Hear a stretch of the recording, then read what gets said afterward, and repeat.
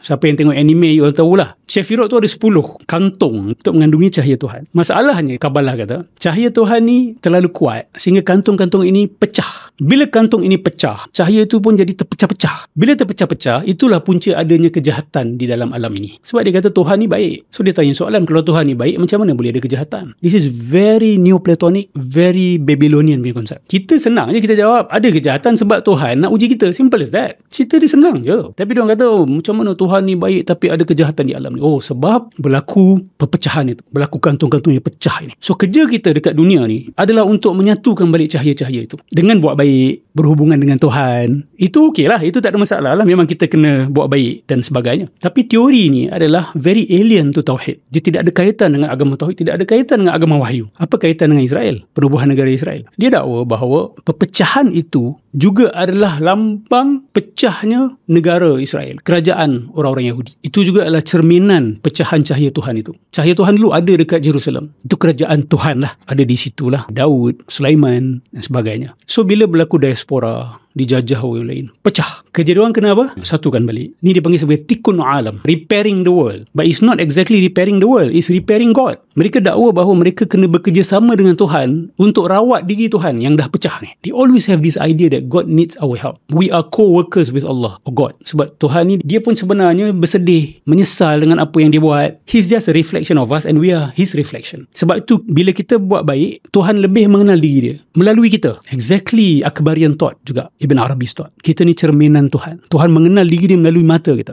Idea-idea ni sampai kepada orang yang salah, dia orang akan kata, oh deep lah ni Ustaz, beautiful lah, deep lah. Inilah dia panggil tazyin dalam Quran. Tazyin ni dihiaskan kekufuran itu, dicantikkan, dengar macam very beautiful. You can make anything beautiful. Saya boleh make syaitan also look beautiful. It's not difficult. Mengatakan bahawa syaitan pun dia cuba nak make it beautiful lah. Dakwa bahawa syaitan ni sebenarnya, dia ni adalah watak yang rela dihina kerana cinta dia kepada Tuhan. Oh, beautiful. Dia ni macam watak Batman. Gotham City tak pernah iktiraf dia. Tapi dia tetap ikhlas. Biarlah orang benci aku. Yang penting melalui aku, korang mengenal Tuhan. Jadi bila aku tak mau sujud kepada Adam itu, sebenarnya aku cintakan kepada Tuhan. Ini diajarkan oleh geng-geng batiniah makrifat sesat ni. Awak kalau duduk dengan dia akan cakap benda ni. Setan tu setan lah. Dia main watak dia. Tidak ada nak ambil dia sebagai musuh. Fattakhizu aduwa. Kan? Ambil dia sebagai musuh. Allah suruh kita. Dia kata tak. Dia ni adalah, dia ada tauhid tahap paling tinggi. Kita ni tak selevel dengan syaitan. So dah ada pemuliaan. Dah ada mengangkat syaitan dan sebagainya. Inilah yang kita kata sebagai konsep tikun alam mereka ni. Mereka mencantikkan satu teori yang asing sehingga boleh menyelewengkan apa saja makna